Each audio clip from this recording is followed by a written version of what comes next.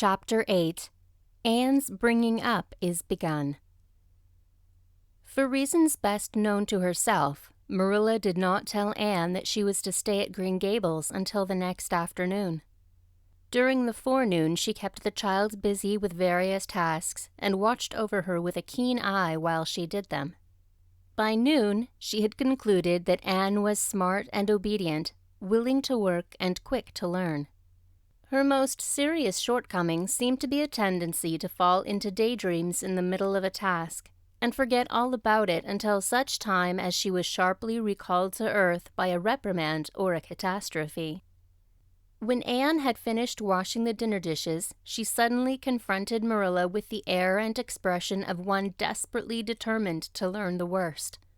Her thin little body trembled from head to foot. Her face flushed and her eyes dilated until they were almost black. She clasped her hands tightly and said in an imploring voice, "Oh, please, Miss Cuthbert, won't you tell me if you're going to send me away or not? I've tried to be patient all the morning, but I really feel that I cannot bear not knowing any longer. It's a dreadful feeling. Please tell me." "You haven't scalded the dishcloth in clean hot water as I told you to do," said Marilla immovably.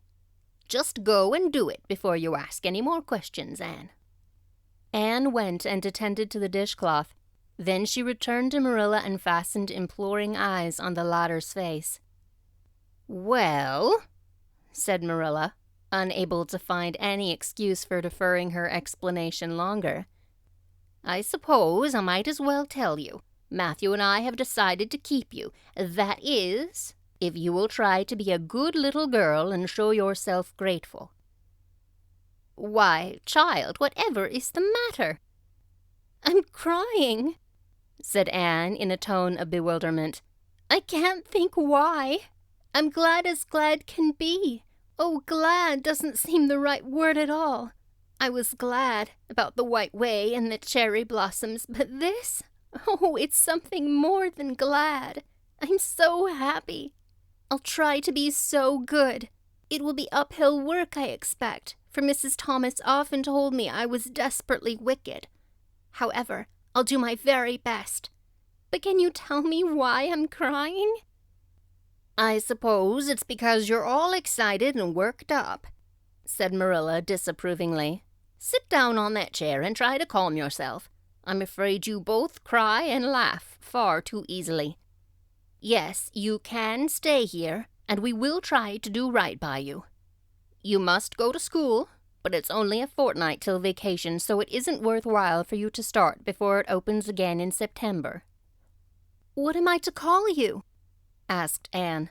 "Shall I always say Miss Marilla? Can I call you Aunt Marilla?" "No, you'll just call me plain Marilla. I'm not used to being called Miss Cuthbert, and it would make me nervous." "It sounds awfully disrespectful to just say Marilla," protested Anne. "I guess there'll be nothing disrespectful in it if you're careful to speak respectfully. Everybody, young and old, in Avonlea calls me Marilla except the minister. He says Miss Cuthbert when he thinks of it." "I'd love to call you Aunt Marilla," said Anne wistfully. "I've never had an aunt or any relation at all, not even a grandmother. It would make me feel as if I really belonged to you. Can't I call you Aunt Marilla?" "No, I'm not your aunt, and I don't believe in calling people names that don't belong to them." "But we could imagine you were my aunt." "I couldn't," said Marilla grimly. "Do you never imagine things different from what they really are?" asked Anne wide-eyed. "No." "Oh." Anne drew in a long breath. "Oh, Miss Marilla, how much you miss." "I don't believe in imagining things different from what they really are," retorted Marilla. "When the Lord puts us in certain circumstances, he doesn't mean for us to imagine them away. And that reminds me, go into the sitting room, Anne, be sure your feet are clean and don't let any flies in, and bring me out the illustrated card that's on the mantelpiece. The Lord's Prayer is on it, and you'll devote your spare time this afternoon to learning it off by heart. There's to be no more of such praying as I heard last night." "I suppose I was very awkward," said Anne apologetically. "But then, you see, I'd never had any practice. You couldn't really expect a person to pray very well the first time she tried, could you? I thought out a splendid prayer after I went to bed, just as I promised you I would. It was nearly as long as a minister's and so poetical. But would you believe it? I couldn't remember one word when I woke up this morning, and I'm afraid I'll never be able to think out another one as good. Somehow, things never are as good when they're thought out a second time. Have you ever noticed that?" "Here is something for you to notice, Anne. When I tell you to do a thing, I want you to obey me at once and not stand stock still and discourse about it. Just you go and do as I bid you." Anne promptly departed for the sitting room across the hall. She failed to return. After waiting 10 minutes, Marilla laid down her knitting and marched after her with a grim expression. She found Anne standing motionless before a picture hanging on the wall between the two windows, with her eyes astar with dreams. The green and white light strained through apple trees and clustering vines outside fell over the rapt little figure with a half-unearthly radiance. "Anne, whatever are you thinking of?" demanded Marilla sharply. Anne came back to earth with a start. "That," she said, pointing to the picture, a rather vivid chromo entitled "Christ Blessing Little Children." "And I was just imagining I was one of them, that I was the little girl in the blue dress, standing off by herself in the corner, as if she didn't belong to anybody, like me. She looks sad and lonely, don't you think? I guess she hadn't any father or mother of her own, but she wanted to be blessed too, so she just crept shyly up on the outside of the crowd, hoping nobody would notice her, except him. I'm sure I know just how she felt. Her heart must have beat and her hands must have got cold, like mine did when I asked you if I could stay. She was afraid he mightn't notice her, but it's likely he did, don't you think?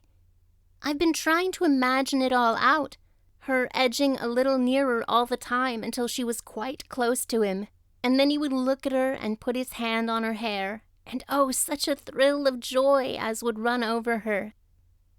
But I wish the artist hadn't painted him so sorrowful looking.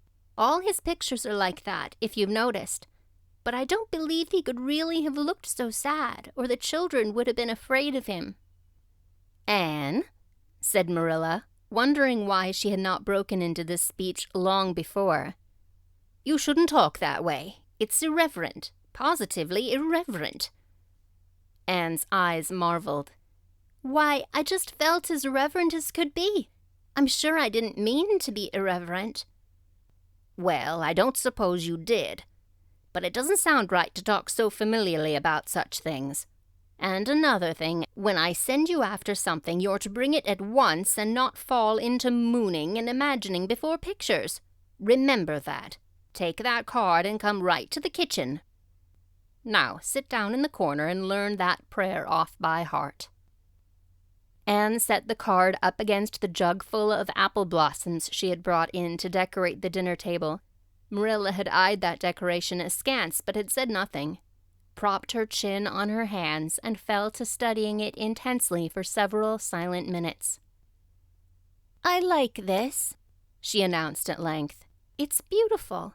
I've heard it before. I heard the superintendent of the asylum Sunday school say it over once, but I didn't like it then. He had such a cracked voice and he prayed it so mournfully. I really felt sure he thought praying was a disagreeable duty. This isn't poetry, but it makes me feel just the same way poetry does. Our Father, who art in heaven, hallowed be thy name. That is just like a line of music. Oh, I'm so glad you thought of making me learn this, Miss Marilla." "Well, learn it then, and hold your tongue," said Marilla shortly. Anne tipped the vase of apple blossoms near enough to bestow a soft kiss on a pink-cupped bud, and then studied diligently for some moments longer. "Marilla," she demanded presently, "do you think that I shall ever have a bosom friend in Avonlea?" What kind of friend?" "A bosom friend. An intimate friend, you know. A really kindred spirit to whom I can confide my inmost soul. I've dreamed of meeting her all my life. I never really supposed I would, but so many of my loveliest dreams have come true all at once that perhaps this one will too. Do you think it's possible?" "Diana Barry lives over at Orchard Slope, and she's about your age. She's a very nice little girl, and perhaps she'll be a playmate for you when she comes home. She's visiting her aunt over at Carmody just now. You'll have to be careful how you behave yourself, though. Mrs. Barry is a very particular woman. She won't let Diana play with any little girl who isn't nice and good." Anne looked at Marilla through the apple blossoms, her eyes aglow with interest. "What is Diana like? Her hair isn't red, is it? Oh, I hope not. It's bad enough to have red hair myself, but I positively couldn't endure it in a bosom friend." "Diana is a very pretty little girl. She has black eyes and hair and rosy cheeks. And she is good and smart, which is better than being pretty." Marilla was as fond of morals as the Duchess in Wonderland, and was firmly convinced that one should be tacked on to every remark made to a child who is being brought up. But Anne waved the moral inconsequently aside and seized only on the delightful possibilities before it. "Oh, I'm so glad she's pretty. Next to being beautiful oneself, and that's impossible in my case, it would be best to have a beautiful bosom friend. When I lived with Mrs. Thomas, she had a bookcase in her sitting room with the glass doors. There weren't any books in it. Mrs. Thomas kept her best china and her preserves there, when she had any preserves to keep. One of the doors was broken. Mr. Thomas smashed it one night when he was slightly intoxicated. But the other was whole, and I used to pretend that my reflection in it was another little girl who lived in it. I called her Katie Morris, and we were very intimate. I used to talk to her by the hour, especially on Sunday, and tell her everything. Katie was the comfort and consolation of my life. We used to pretend that the bookcase was enchanted, and that if I only knew the spell, I could open the door and step right into the room where Katie Morris lived, instead of into Mrs. Thomas' shelves of preserves and china. And then Katie Morris would have taken me by the hand and led me out into a wonderful place, all flowers and sunshine and fairies, and we would have lived there happily forever after. When I went to live with Mrs. Hammond, it just broke my heart to leave Katie Morris. She felt it dreadfully, too. I know she did, for she was crying when she kissed me goodbye through the bookcase door. There was no bookcase at Mrs. Hammond's, but just up the river, a little way from the house, there was a long green little valley, and the loveliest echo lived there. It echoed back every word you said, even if you didn't talk a bit loud. So I imagined that it was a little girl called Violetta, and we were great friends, and I loved her almost as well as I loved Katie Morris. Not quite, but almost, you know. The night before I went to the asylum, I said goodbye to Violetta, and oh, her goodbye came back to me in such sad, sad tones. I had become so attached to her that I hadn't the heart to imagine a bosom friend at the asylum, even if there had been any scope for imagination there. "I think it's just as well there wasn't," said Marilla dryly. "I don't approve of such goings-on. You seem to half believe your own imaginations. It will be well for you to have a real live friend to put such nonsense out of your head. But don't let Mrs. Barry hear you talking about your Katie Morrises and your Violettas, or she'll think you tell stories." "Oh, I won't. I couldn't talk of them to everybody. Their memories are too sacred for that. But I thought I'd like to have you know about them. Oh, look, here's a big bee just tumbled out of an apple blossom. Just think what a lovely place to live in an apple blossom. Fancy going to sleep in it when the wind was rocking it.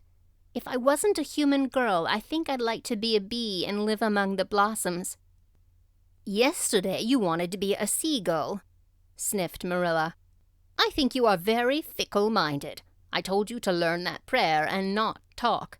but it seems impossible for you to stop talking if you've got anybody that will listen to you. So go up to your room and learn it there." "Oh, I know it pretty nearly all now. All but just the last line." "Well, never mind. Do as I tell you. Go to your room and finish learning it well, and stay there until I call you down to help me get tea." "Can I take the apple blossoms with me for company?" pleaded Anne. "No, you don't want your room cluttered up with flowers. You should have left them on the tree in the first place." "I did feel a little that way, too," said Anne. "I kind of felt I shouldn't shorten their lovely lives by picking them. I wouldn't want to be picked if I were an apple blossom. But the temptation was irresistible. What do you do when you meet with an irresistible temptation?" "Anne, did you hear me tell you to go to your room?" Anne sighed, retreated to the east gable, and sat down in a chair by the window. "There, I know this prayer. I learned that last sentence coming upstairs. Now I'm going to imagine things into this room so that they'll always stay imagined. The floor is covered with a white velvet carpet, with pink roses all over it, and there are pink silk curtains at the windows. The walls are hung with gold and silver brocade tapestry. The furniture is mahogany. I never saw any mahogany, but it does sound so luxurious. This is the couch, all heaped with gorgeous silken cushions, pink and blue and crimson and gold. And I am reclining gracefully on it. I can see my reflection in that splendid big mirror hanging on the wall. I am tall and regal, clad in a gown of trailing white lace with a pearl across my breast and pearls in my hair. My hair is of midnight darkness, and my skin is a clear ivory pallor. My name is the Lady Cordelia Fitzgerald. No, it isn't. I can't make that seem real." She danced up to the little looking-glass and peered into it.